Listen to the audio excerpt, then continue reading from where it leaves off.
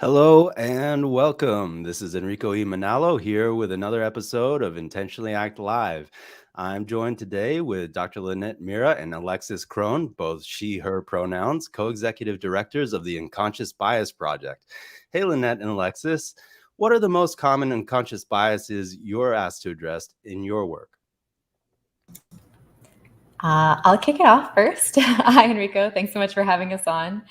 I want to say a lot of people come to us wanting to talk about racism, but they end up talking more about sexism. And what I wish people asked about more is actually colorism and ageism. So it's really easy to be like, well, that's anti-Black racism. But what about colorism within the Black community or within the Latinx community, for example? Yeah, I would say that for certainly the most common bias that we're asked to talk about is, as Linet said, racism, racial biases. Although we do hear a lot about gender still, and it's I think that's important to see because there is, I think, a feeling that like, oh, that's among some people. There's a feeling of, oh, that's not a problem anymore. It's like, no, we still got a lot of ways to go. Yeah, definitely, for sure. So I'd definitely like to hear more about digging more into colorism and why people kind of focus on sexism for sure. But before we kind of dig into that further, let's kind of dig into our first question here, which is what made you both fall in love with what you do? How about you take this first, Alexis? Okay, I'll take it first. I mean, for me, it really comes down to people. This is all an extension for me of care. I was a middle school teacher for 12 years, and I miss it every day that I'm not doing it. I miss my kids all the time. And the big thing there is it's just, when you're a middle school teacher, it's all about developing relationships. It's all about caring for these children, these students, and doing the work with UBP is an extension of that same desire to work with people in compassion and love and support, and wanting to make sure also that it's the best world that it can be for our kids. I worked with a lot of really amazing kids who were from really diverse backgrounds and identities. And, one of the things that I can continue to do for them is make sure that our workplaces and organizations keep getting better and becoming more inclusive, and making it a better place for them. Nice. And just for our audience, because All Aces is based in Boston, but all Yes. three of us up here are based in the western part of the country. And Alexis, you lived in JP for about 12 years. Is that correct? Yes, indeed. I lived in Boston for 12 years, and it was fantastic. So I was working in a school right outside of Boston. Nice, nice. And so, Alexis, how about you? Linet, Linet? maybe? The other Alexis. Oh, I take sorry. that as a very good compliment, actually. My Um, apologies. so it's no biggie. So I got started in this work really way back when I was a little kid. I'm from Bogota, Colombia, and I grew up around the world, literally. And I had this really intense experience as a kid where I was really severely bullied in middle school. And then I switched schools because my parents moved around again. And I was instantly popular. And so it was it was very hard to digest as a kid.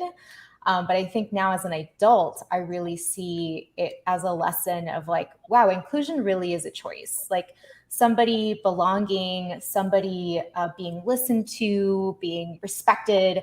It's a choice that we're making. And so I think that really spurred me on into some of my earlier work through college and in graduate school as a scientist. And while I was doing my PhD in science, I just really saw like, wow, when we try to pretend that there aren't issues in how we see each other, that there aren't stereotypes that are, just sort of like being made, snap judgments being made all the time. If we're not aware of that, we're not paying attention to that, we can really mess up people's careers. We can, really mess up opportunities. And I mean, if you think about the great parts about science, like, solving world problems, we're just like messing that up by deciding to not pay attention to this stuff. So when we started UBP, initially we wanted to target that, get that awareness in. And what's kept me going at UBP is much like Alexis. It's people. It's that moment when somebody tells you, I went to your workshop 3 years ago and I still think about it. And I brought it up with my daughter, and, it's made me consider how I do my work as a leader now. Like, it's just, that's really powerful for me. Yeah. It's interesting hearing both of you speak that it has something to do with, if not your own childhood, with the experiences that children have. And I know, excuse me, when I started working at All Aces, I learned that part of where the organization's name comes from actually stems from the acronym ACE, Adverse Childhood Experiences. And so, thinking about that, that's also kind of where my racial equity journey began. And to your point, Lynette, about, and I think I got it right that time, but I think when we're talking about science, right, a lot of people understand that we have to investigate our own assumptions and our own biases, of course, if we really want to earnestly kind of pursue the truth. But if we zoom out a little bit, what this kind of tells us is setting up the beginning of something is very important, because once we get very far down the line, sometimes we're in way deeper, or it's going to take a lot more to disentangle all the stuff that we thought we knew than it would have been to spend some extra time kind of really making sure that we were set up for success in the first place. And so, I don't know, when it comes to certainly with our clients at All Aces, we often run into people who have learned various things at different points, people of all different ages.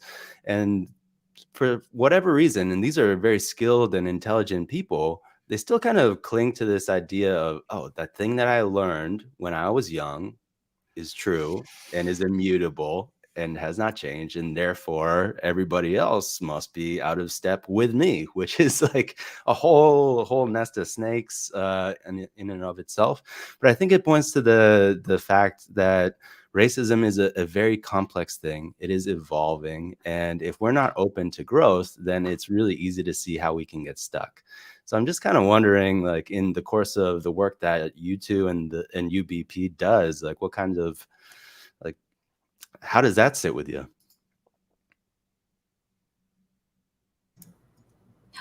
Well, I mean, I think you just hit the nail on the head and also opened a can of worms at the same time, because there's a lot of,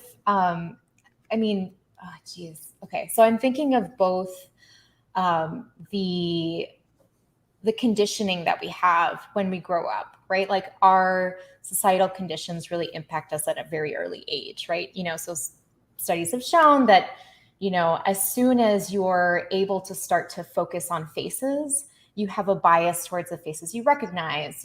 Children, like newborns, can have a bias. They did measure this by thumb sucking, whether or not they were thumb sucking or paying attention.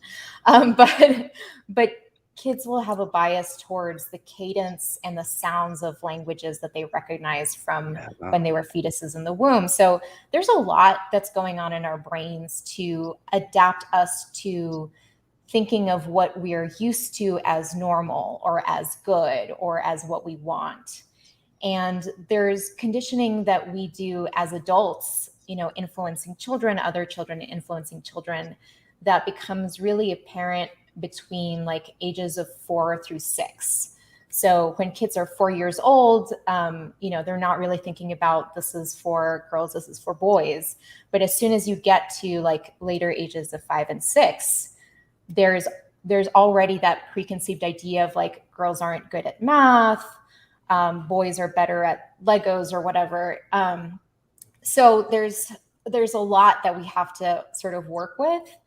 And what we sometimes find with our clients, and the people that we work with in our workshops, in our counseling, is that they'll say something like, well, I just don't know, or I just, I don't see color, or I don't, it's a bit of a rejection of like, well, I can't possibly be mean, or this is just the way it is because I've seen it everywhere.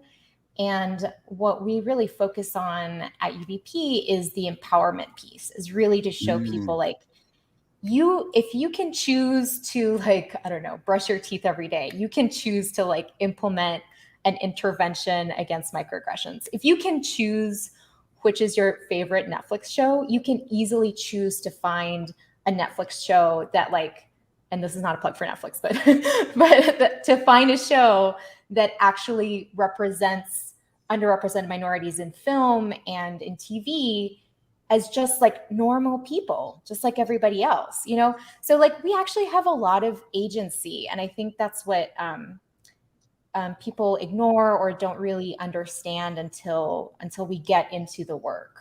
Yeah. Right. So if I hear you correctly, or to put it in the way that we talk about things at All Aces, actions can be intentional, right? It's not like we are forced to act in certain ways all the time. Sometimes, yes, absolutely.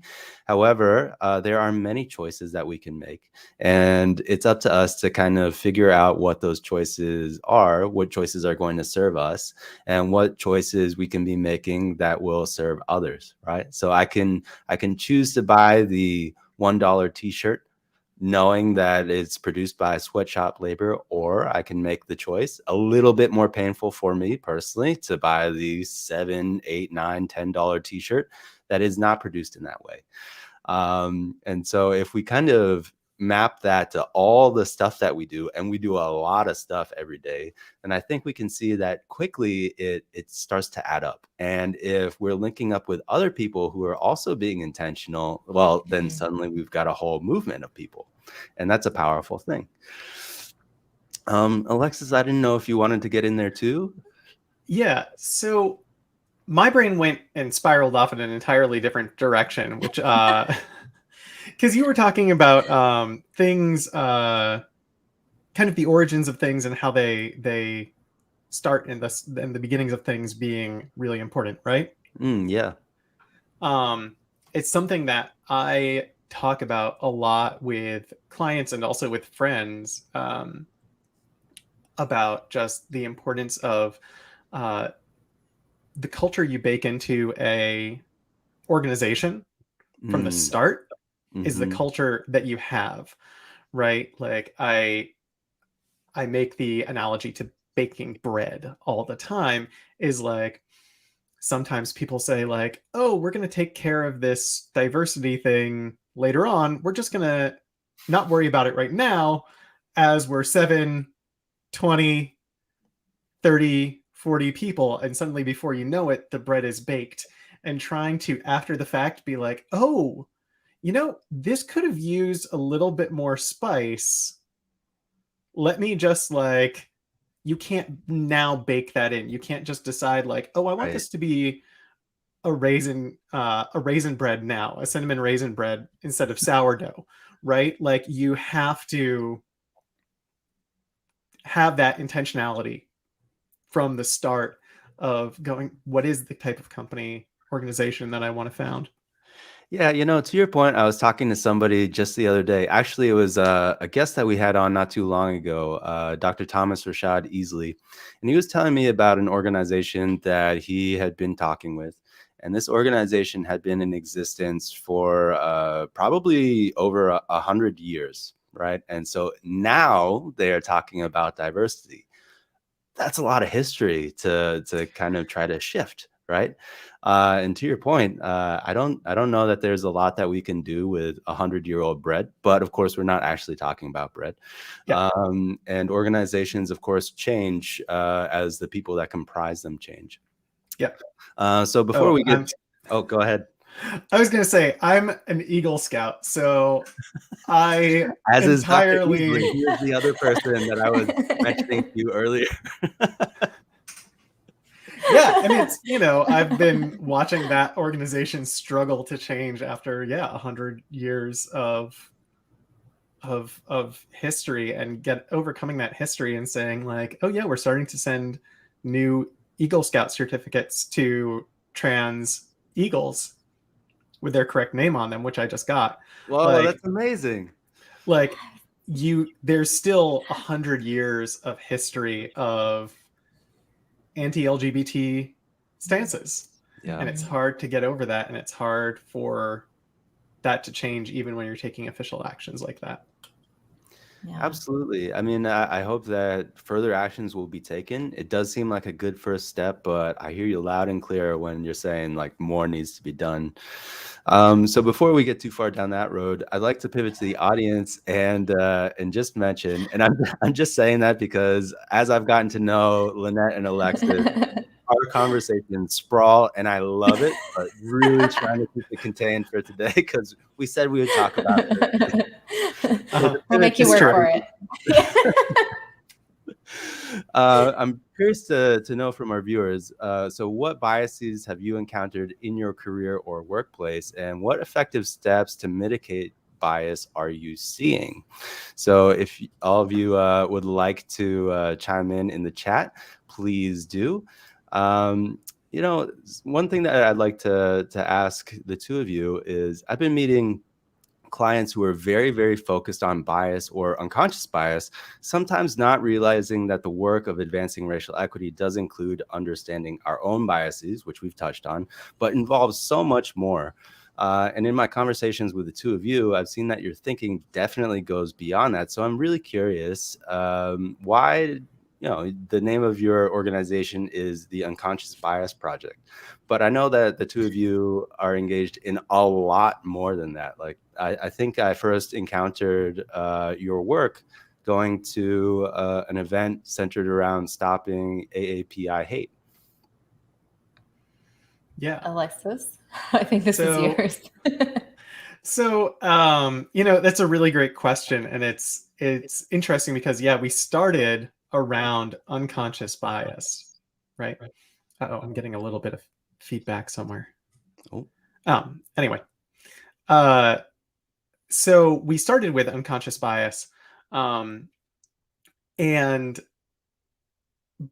as we talk about in our workshops, it's all part of greater systems, right? That personal intersects with institutional, intersects with interpersonal. All of these things are always constantly combined and interacting. And so, as a natural outgrowth of that core around bias, we found that we have to address all of these other things too, and that organizations ask us to address all of these other items as well, like helping them look at their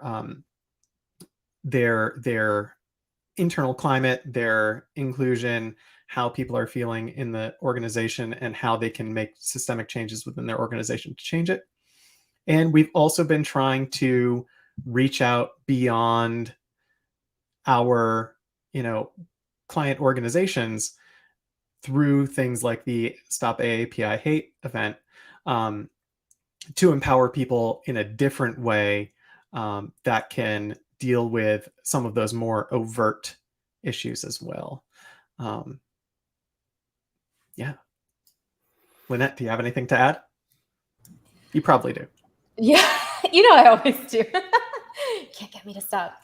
I think that's a really interesting question. And I would say, I just want to, name, we're all about being transparent and honest and upfront about stuff. The unconscious bias field in itself is super contentious because really came into the forefront, I want to say, oh gosh, is it now more than 6 years ago? Maybe 8 years ago or something like that, when scientists were trying to understand what is happening in our brain. How can we capture that like moment when we choose to stereotype somebody and it leads to a negative effect? When does that happen?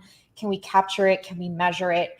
Can we then try to do things to see if we can change that, instinctive, if you will, sudden choice? And the implicit association test came out of that. Mhm. And since that time, there has been pushback. Like, well, if you call it unconscious bias, doesn't that just allow people to be, terrible jerks to everybody? Because, well, it's unconscious. It's not my fault, right? Like, it's the history. It's our society. It's, whatever. It's the way everything's been done. So that's one piece. But the other piece that people are finding, and even those the researchers that initially came up with the implicit association test, is that the test isn't meant to be like a test score. Like, well, if I just score a little higher, then I'm a better person, right? You can artificially do that by taking the test a gazillion times.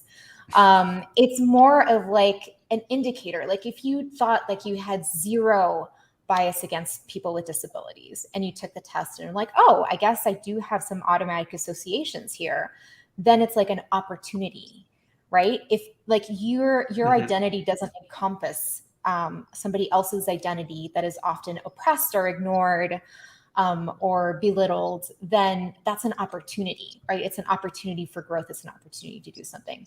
So when we started out the Unconscious Bias Project, it was really about raising awareness, because people were very clear on like, okay, that is sexist, right? Okay, that's definitely racist. Oh, that's homophobic. Like those are really clear and easy to see.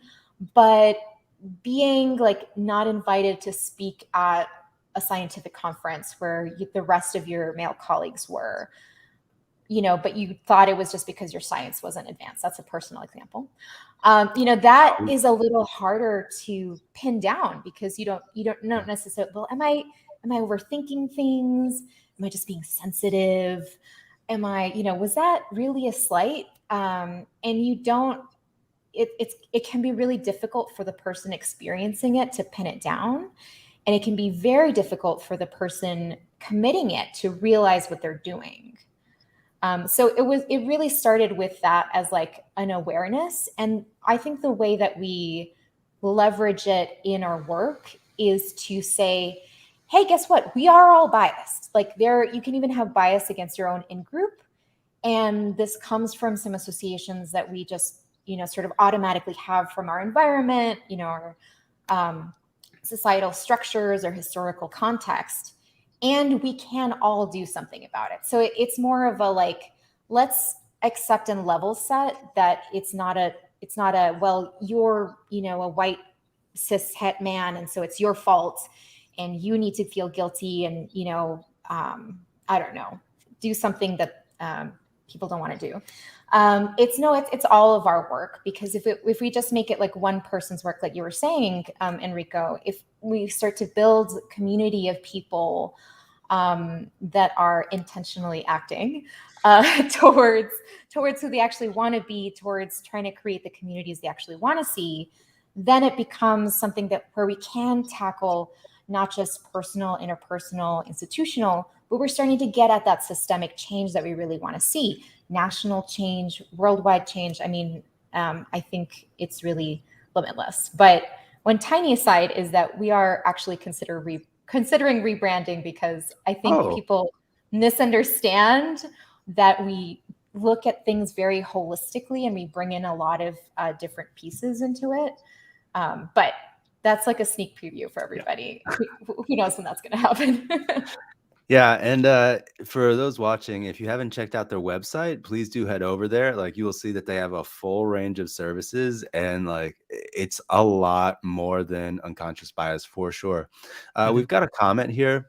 So KJ Williams is saying that they have encountered, I don't see color. We are all here to work and get the job done, right? So first of all, that sounds like a medical condition, because if you don't see color, that's dangerous. That's a problem.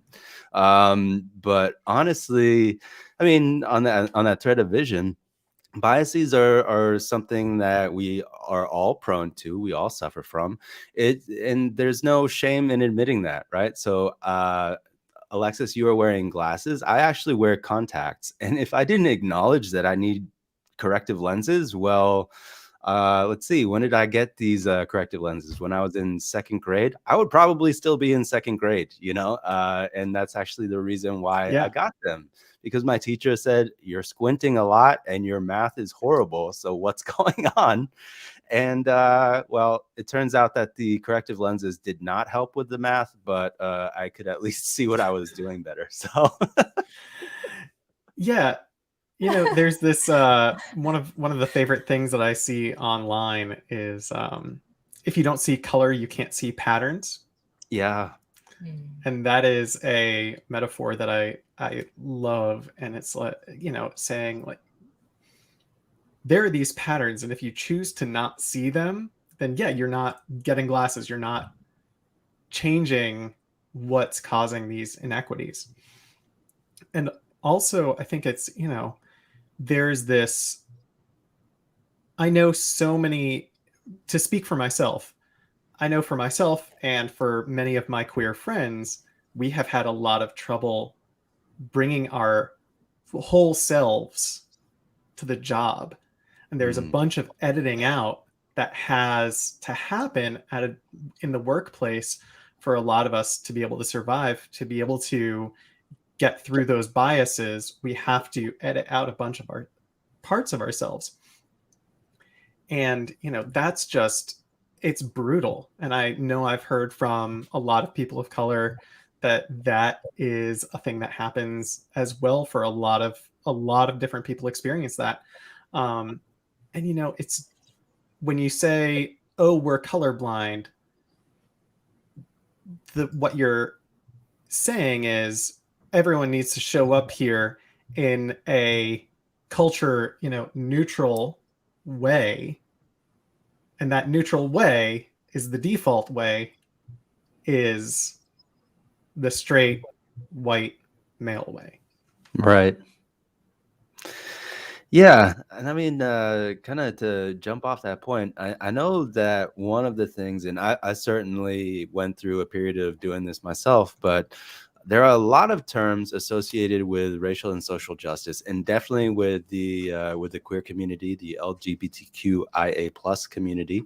And so sometimes I run into people who complain that there are a lot of terms, there are a lot of things to pay attention to. It's just a lot to manage.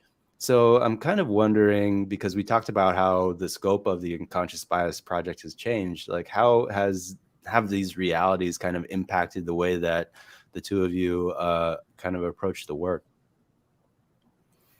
So I wanted to, before we get to that, I wanted to finish, I think maybe implied in what KJ was saying is, how do you respond, right? And I would say, if you're pretending color doesn't exist, like Alexis was saying, then you're ignoring the lived experience of the person across from you. Like if I say, well, I don't know, like I don't see color, then I'm ignoring how much my coworker has been passed over for opportunities. Mm-hmm. I'm ignoring, her hypothetical coworker, her lived reality, going to the store and being asked, can I help you with anything 10 more times than anybody else? Like so it's actually rude to just decide like, well, I'm just going to ignore you. I'm going to force you to code switch, like Alexis is saying, and you have to do 10 times more work to show up to work.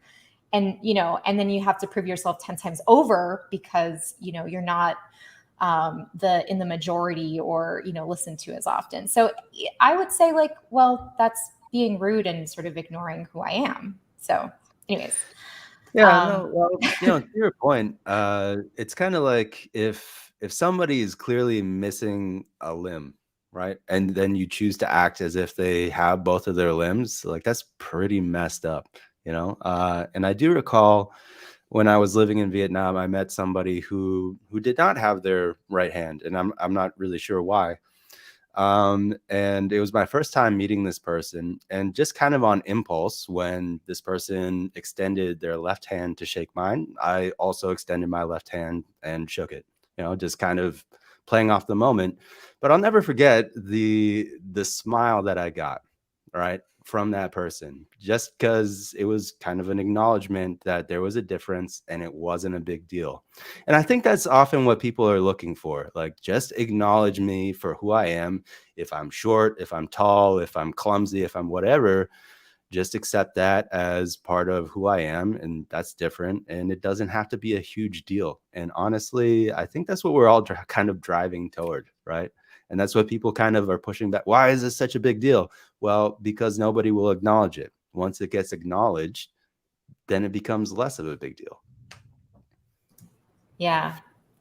I think too, that segues really nicely to the question that you asked earlier of how have we shifted, knowing that this is a field that's always changing. There's always new terminology. There's all this stuff coming out. So some of the things that we did once we started, less in the just awareness space and more in the workshops, practical tools, that piece is to really talk to clients about how to communicate with their organization or with their team or whoever it is that they're trying to do some of this work with. Excuse me. And that is to just say up front, hey, I'm going to try something new. We're going to try something new. Our baked bread that we had that was sourdough, we want to try something different. And we'd love your input and feedback. And, if it's like a conversation between, two C-level people, like, I learned that I interrupt a lot and I really want to watch out for that. Can you help me? It brings down the like making it a big deal to this is manageable. This is something that we can handle. This is something that we can just have a conversation about. And if I mess up, I'm going to own up to it because I just put myself out there already. So it has shifted. We do sort of, one of the things that we actively do in UBP is we're always researching. So we're looking at, what are people doing now? Sort of what are the conversations? What's the terminology that people are worried about? What is the, for like even Latinx, I said that at the beginning. Oh my gosh, that's like a whole, 50 podcasts right there is just terminology, like how people are choosing to identify themselves, not identify themselves.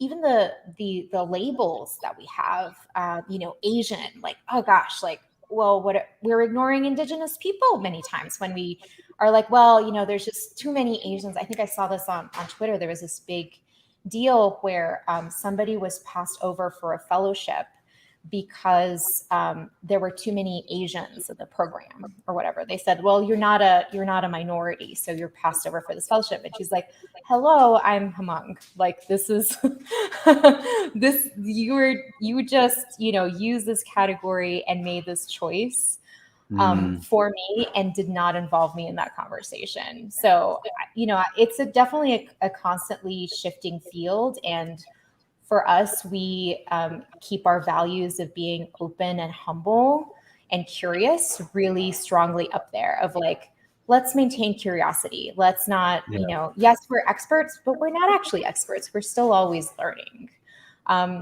Yes, we have a certain way that we've developed our workshops and the styles of things that we do, but we don't say, well, it can't be flexible. It can't, take in the context of your organization or what's happening in the news right now, right? It's just, it has to adapt because it's people.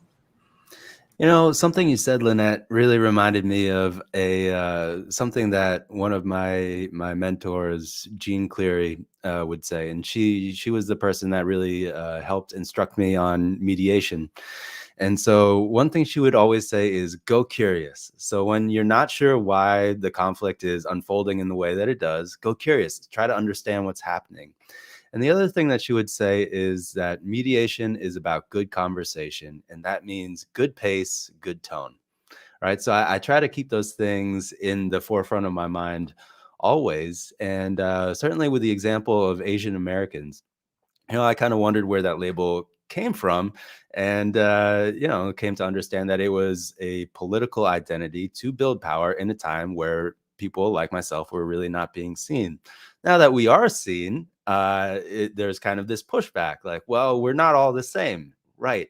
But for people to see that we are not all the same, first they had to see us as a group of people in the first place. And so I think that really speaks to what you were talking about how the field changes, right?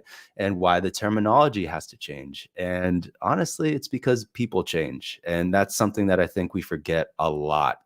Right. So if we were the same person that we were 10 years ago, that would probably be a huge problem on multiple fronts. Right. And so generally, it's a good thing. Yeah. Yeah, that's all super true. Yeah, we always want to keep growing and changing. Yeah, definitely, definitely. So one of the things that I'm really aware of is, as a conflict practitioner, is that bias is a huge component of many conflicts. So we're back to the origins of things, right? So misalignment of understanding that can lead to conflicts. Communication, miscommunication can definitely lead to conflicts. And my focus is really on the workplace. So you've mentioned in your work that some of the most common unconscious biases that you encounter in your work are, well, I guess we can go over those again. But I'm kind of curious about what the impacts of the biases that you encounter most often are on some of the organizations that you've worked with. And so I'm asking because for me, looking at conflict in organizations, a lot of the biases that I see starting conflicts are like fundamental attribution error or correspondence bias. And that's like you kind of categorize somebody or stereotype them, and then you add elements to that. Like, oh, I see a person of a certain color, I assume that they are a criminal or they're dangerous, right? And so that creates kind of the fear response. Another one that I see starting a lot of conflicts is the zero-sum bias. So when people have this idea that there are scarce resources, suddenly they want to fight over it, and they want to win, not really thinking about how they are trying to win is affecting other people. And then something called relative deprivation. So when we are comparing ourselves to others, sometimes we get this sense, hey, we're the same, I should be able to do what that person is able to do. That's not fair. And then that kind of creates tension and, of course, conflict. So I'm just kind of curious, like when people do reach out to you, you mentioned that it's often you work with people on communication, but what kind of biases are they asking you to support on? Alexis, you want me to take it? Okay.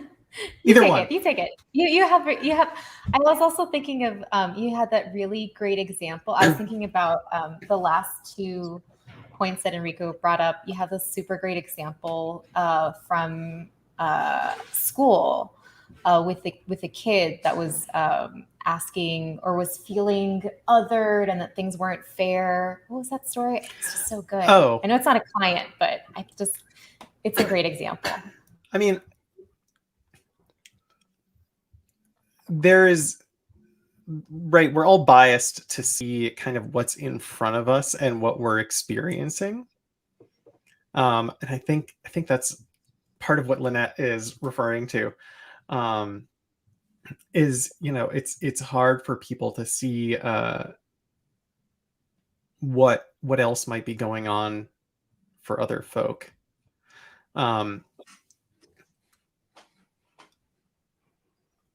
Yeah, but I don't know how else to tie that into this particular question, but I have some other thoughts. I was thinking about your example from that kid at your school that was like well, why is there, I forget what the nucleus was, what nucleated the situation, but it was something like, why do they have Gay Pride Day? Or like, why does it have to be so special? That example, I thought that was good. I don't think that was from school. I think that was just generally like, oh, really? So I know from like life. Just generally like one of the big, commonly it's like, oh, why do we need Gay Pride Month or things like that? And it's like, well, because the quote I heard from one of the people who originally coined the term pride as relating to gay pride was something, and I'm going to misquote it a little bit, was around the shame was the poison, the antidote is pride.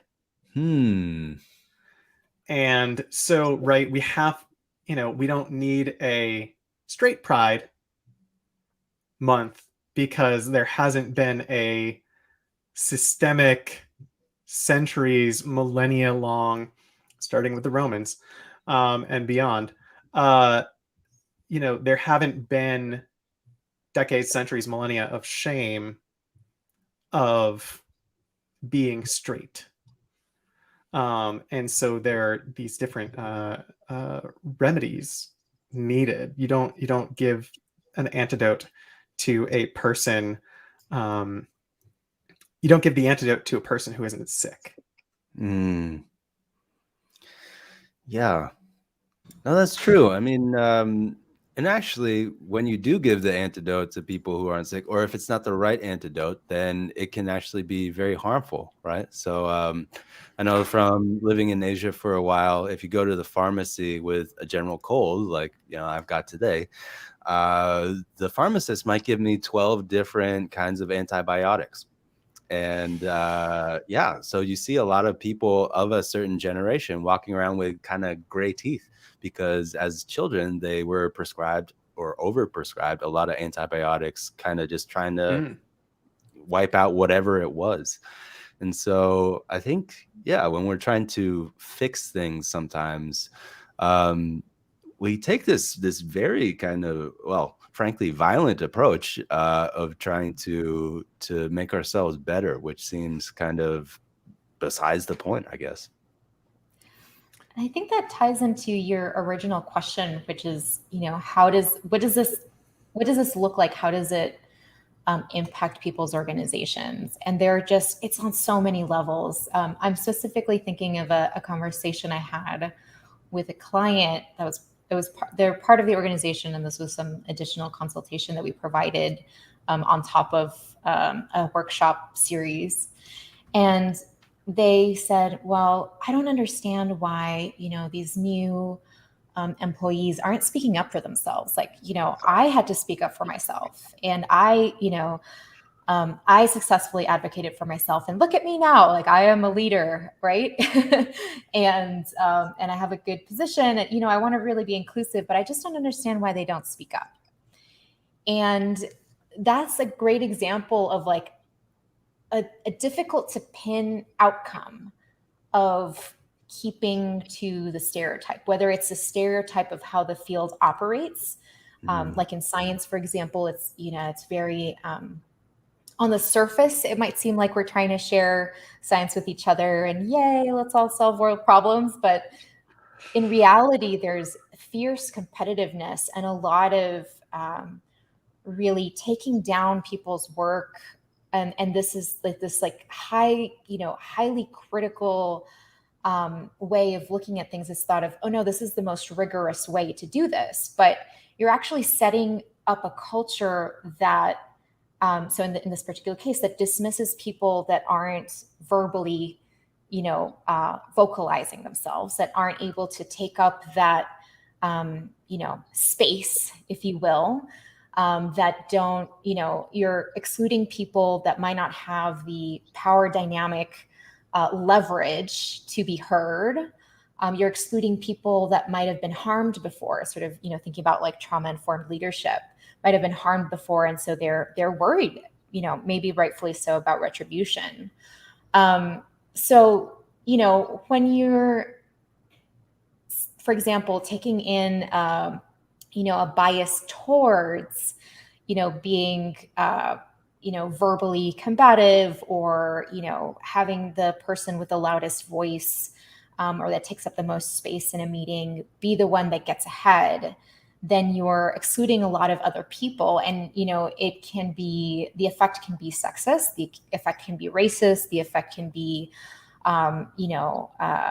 against different ethnicities or cultures, like people that aren't brought up to verbalize and vocalize and take up space. So, that's a, oh, that's a doorbell, but that's a subtle example. But other examples can be, differences in even perceived compensation. So like people thinking that they're probably not being as valued as, for example, a new employee that was brought on and was given a better benefits package than you did when you were initially brought on. So, the effects can be as subtle as how people interact with each other in meetings or in, situations of conflict and argument, as things that you can clearly see on paper, like who's getting paid more, what are the benefit packages look like. Yeah. Or even who's getting hired in the first place. Yeah. Yes. Or how things are designed, right? We just had a quick conversation before we went live on, baking in discrimination into design. All the folks that, are even like putting together workshops and they think something is accessible, or they haven't thought about accessibility, or they haven't thought about, people that are colorblind, to give an example from earlier, or they haven't thought about, well, what if you have a visual impairment, or, maybe you made an app, but, you totally ignore that the people that you want to use the app don't have the means to pay, $5 a month to use your app, or, different things like that. It's kind of striking. I've noticed in the course of our conversation before the show and during the show that a lot of what we're talking about goes back to inclusion. And it's interesting to me that, the way that I tend to talk about it is diversity, equity, and then inclusion. And then later, if I remember, I'll add belonging. Right. But belonging and inclusion are kind of the whole point of the other two to begin with. So why are we starting from the other end? That's just kind of a thought that's on my mind. I wonder how you two are thinking about that. I mean, so I think it can depend greatly on what you're trying to make more diverse, more equitable, more inclusive. And some things, I think, this is something I think about a lot. Some things I think start better from the inclusion end and making sure that folks feel included and then work towards the diversity and the equity.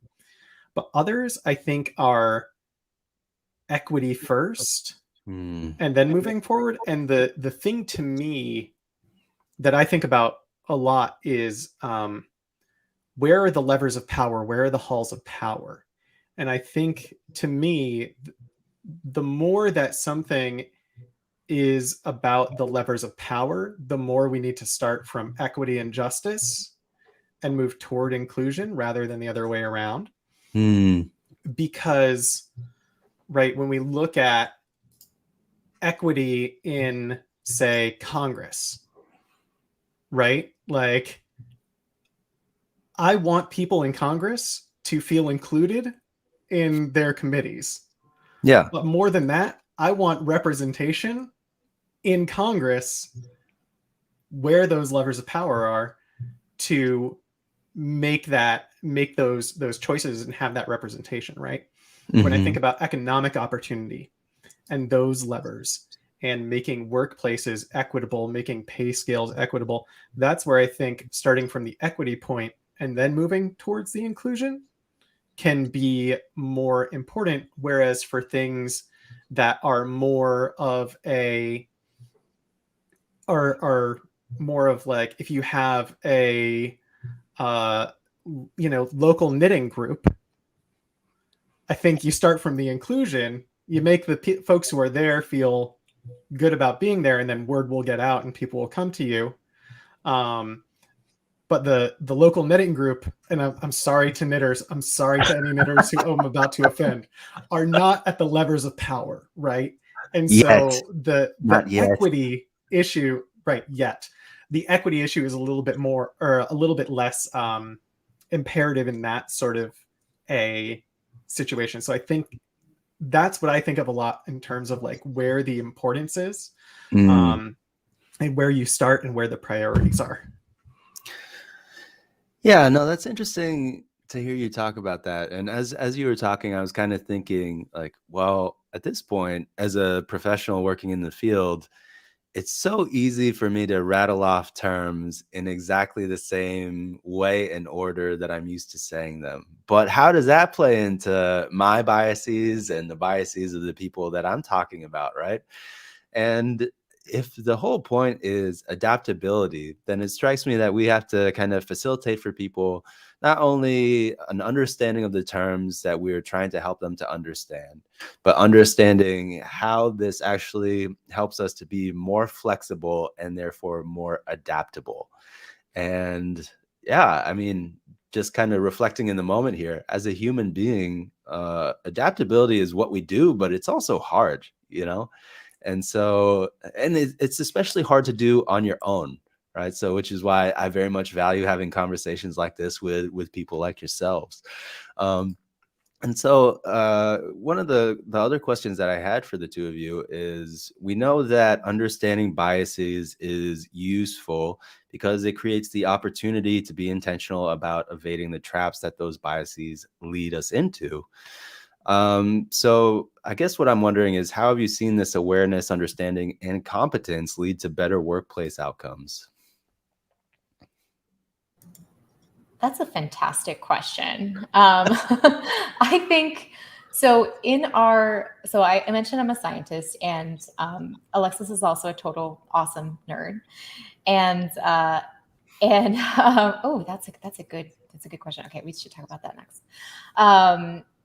So to backtrack it a little bit. So when we do our programs, our workshops, for example, we always do an impact assessment before and afterwards.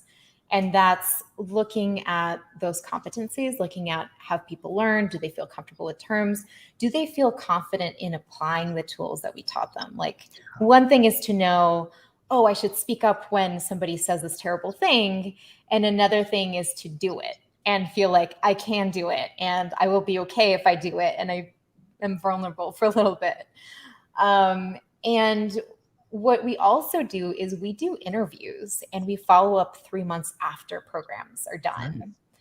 And what I love seeing is not just when individuals continue to use our tools or they go on and continue their learning beyond the program. It's when I hear things or we're told things like, after your program, we finally started talking about race. And even though it's part of like our work, like they had a specific service that was aimed to improving underserved communities, they're like, we hadn't talked about it openly as like for us and how that looks like when we interact with our clients or when we're doing this work or designing this service.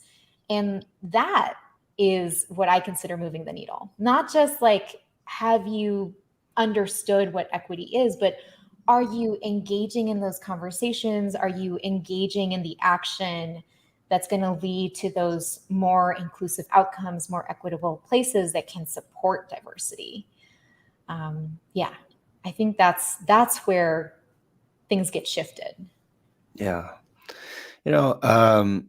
I of course am a dialogue facilitator, and I've run into people saying, oh, it's just talk, a number of times. And Alexis, I know that you're a language nerd like myself, but just talk has built all of this around us. right? Without talk, we have none of this. We have none of the flexibility of thought, the ability to coordinate, none of that. So, oh, please jump in. I was going to say, when we mend relationships, right? This is something that Linet and I talk about a lot, is how to mend relationships, how to repair harm. And we don't repair harm through, ignoring something, right? We repair harm by discussing it, by talking about it. And, there are always real repercussions about that, whether it's, oh, these two people can work together again, or through conversation, we've been able to identify, imagine a place that has open conversations about pregnancy and the difficulties coming back from pregnancy for a lot of people. We're talking about childcare, then we can restructure how we re-onboard people and give them a more successful re-onboarding, which can then lead to increased productivity, if that's your measurement jam, is just pure productivity. Like, we can increase productivity, but then we can also restructure how things happen socially outside of the workplace. If people, but all of the, and folks with kids might not have as easy a time going out to the bar at 10 p.m. to go to a happy hour with the rest of the company, and now you're going to be excluding certain people, and that affects, those biases affect how people get promoted, things like that. But all of those start with conversations. Definitely. Action always starts with a conversation. Yeah, it's so true. And pardon my voice. I wonder if we have a little bit of time. Excuse me. I don't want to go over too much long, but I do want to address Cora's question, especially because she is a close friend of my parents. So she says that is a very good distinction: inclusion, equity, and where to start. So I don't know if the two of you have some quick thoughts to address this question. I actually wanted to tie it a little bit to Cora's previous comment. Very important for advocacy. Hashtag AAPA stronger, unity amidst diversity. Oof, my English. And I want that co-conspirator feeling. I think that is like the place to start, when it's like, as Alexis was saying, we have to target those places where power are, those decision places. But the feeling of we're all in on this and we can all, target this together, I think is really important. This past, couple of years that, so many more people are starting to think about racism and equity and, corporate commitments even to social justice. I think what some folks are missing is, like, just because we're going to be anti-racist, we can start there. Doesn't mean that we can't also be anti-sexist. Mm-hmm. Doesn't mean that we can't also be anti-ageist, because guess what? We're all really intersectional, right? And so the more we build in that intersectionality, that co-conspiratorship, the better, and the more people will be on board. Nice. Alexis, your thoughts? Yeah, it's so easy to say, like, just try for everything. Like, all the stuff. Which is, what my instinct is to say, like, yeah, work, like, have parallel tracks, right? Do the work in parallel to each other, to each, in terms of each item: diversity, inclusion, equity, justice. Work on them in parallel. Sometimes you do have to start somewhere. I mean, usually you have to start somewhere. Sometimes you have to make priorities. And, I think it's a lot of times best guided simply by going to the people who are most vulnerable within your company and asking them, or organization or whatever it is, saying, hey, you are, at a disadvantage in a lot of, in whatever ways. What would be most important for you? Yeah, no, that makes a lot of sense. And to me, that brought up this image of working on a puzzle, right? So if you've ever worked on a puzzle with your friends or your family, generally people kind of start by creating the border, but everybody's working on a different part. And sometimes you get a little bit stuck. And so you might go work on the part that you recognize. And then that links up with another part that somebody else has been working on. But eventually it all gets put together as long as you're still focused on the same goal and you're not like flipping over the table out of frustration or whatever. But to your point about doing things in parallel, it doesn't have to be one, it doesn't have to be other. That's another bias. That's a binary thinking kind of deal, right? And we don't have to do it all at once. We're not snakes. We're not going to swallow our entire meal and then digest it for a month or whatever. We can take little bites here and there and do it kind of buffet style. But the point is, I love it. The only time where my background in poetry gets to come out. Yes. Yes. So it's been an absolute pleasure having both of you on with us. If any of you watching really enjoyed hearing Linet and Alexis talk about their work, please do check them out. They've got custom workshops and other work that can be done. And if you'd like to support their efforts, please do consider donating to them as well at the following URL. That's tiny.cc/donate to UBP. And before I get to the last question for everybody, I do want to make or rather, I would like to plug our upcoming Dignity activity, which is totally free and upcoming on December 9th. And Miles will have that link up for us in the comments shortly, and we'll just flash the banner real quick. So sign up to participate in an experiential knowledge building simulation that recreates the conditions of oppression to facilitate a more complex and nuanced understanding to apply to professional and personal development. Excuse me.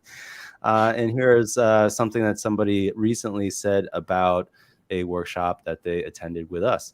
So this was a very impactful event. It certainly made me think and consider things in a different way. Thank you so much for the experience. Tomorrow we will have the Planning for Equity event for our staff. If your training for our staff is as impactful as the Dignity event, you will have made a significant shift in the way the federal government creates plans that will be truly inclusive and equitable. High praise indeed. So if you want to check that out, please do join us on December 9th. And that is at 12 p.m. Eastern time, running to 2:30 p.m. So last question for Alexis and Linet. 30 seconds or less. Not really, not at all, actually. But in general, what would you love to see come out of your work? Linet? Oh, gosh. Okay. Well, I am a terrible capitalist. I think the sort of future long-term thing is that we are no longer needed, right? That everybody is just really on this, really working hard, and there is no need for people in culture consultancy. There's no need for any of that because people get it. But in reality, the things that I'd love to continue seeing in my work is to get more of those stories, hear more of those situations where people are like, yeah, we had this situation for like 7 years and we haven't tackled it. And thanks to, working with you, we are finally starting to make some headway on this. We're going to start with that, from the snake, from that little bite where we're going to think about fully, how are we going to tackle it? How are we going to do it in a way that's respectful and, can really start moving things forward. So I want to see way more of those situations. How about you? And for me, it's a combination of equity and relationships.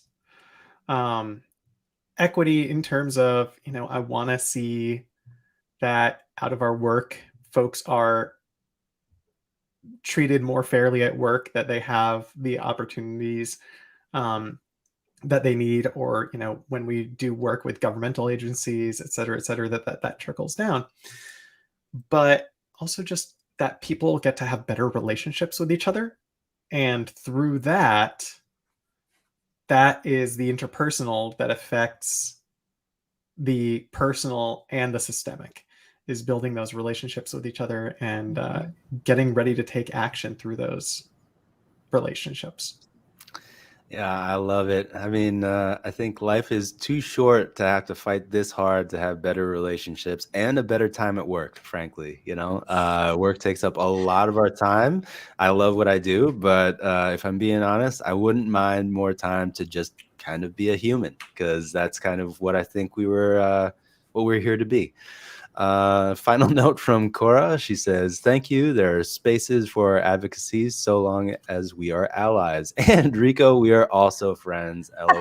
Yes, that is true. I mentioned before that Cora is a good friend of my parents, but I am also friends with Cora, her wonderful husband, Walter, and their daughter, Katrina. So thank you once again, everybody who tuned in. And thank you once again to Linet and Alexis from the Unconscious Bias Project. This is Enrico E. Manalo for Intentionally Act Live, and thank you all for joining us. Any final thoughts? Thank you so much for having us on. Thank you. Really appreciate it. Great. See you next time, everybody. All right. Bye, everyone. Bye.